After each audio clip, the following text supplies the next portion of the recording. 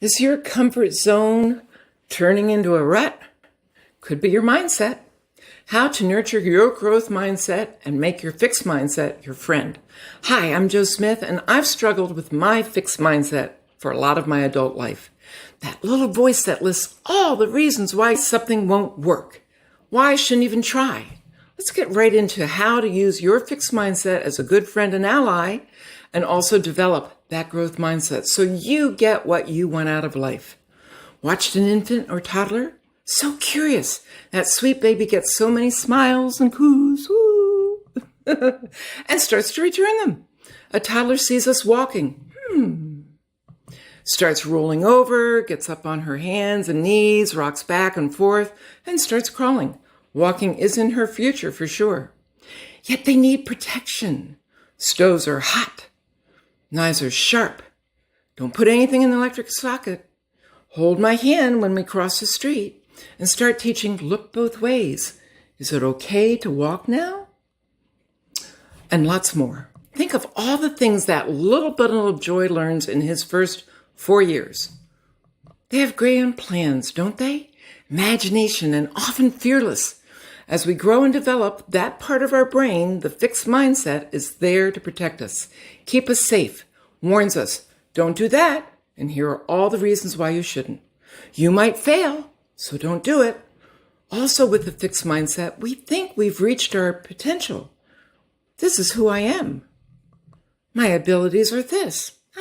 I never could learn. This is me. It's how I am. However, we do have a growth mindset that's there to help you cope, face challenges, and find solutions. As we learn, the brain makes more connections and becomes more efficient and effective. There can be a battle between your two mindsets. My youngest brother's math teacher was so good. Her students consistently got better grades. She was able to explain math to them, and it made sense to them.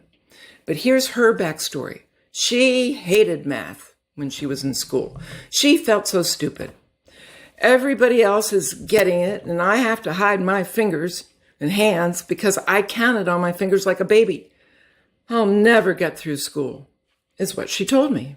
And then she added, one day I told myself, this is ridiculous, you can do this. And then she told herself all the things she realized she had learned over the years. Then the light bulb came on for her. Step by step, she learned the basics and discovered she could learn math. Telling herself she couldn't was the real problem. I don't want kids telling themselves that they can't do it, that they're stupid. I want them to turn on their own light bulbs because they can do it. Her fixed mindset had told her she was bad at math. She hid counting on her fingers because she was sure she would be judged. Oh, by the way, I still count on my fingers. It works, and I don't care what anyone thinks, she also added. Once my brother's math teacher decided she could change, she activated her growth mindset. She intuitively broke down into steps that she needed and wanted to learn, and asked for help when she needed it. Without realizing it, those are the steps to nurture your growth mindset. Learning step by step, turning it into better performance of basic math as her abilities grew.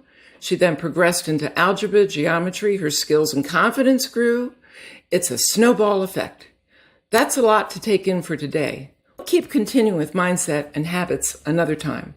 I'm so glad you popped into this channel. I'm Jo Smith, encouraging you to think about things differently. Decide what you really want out of life, who you want to be. Go for it. And don't let anyone or anything, including a fixed mindset, stop you.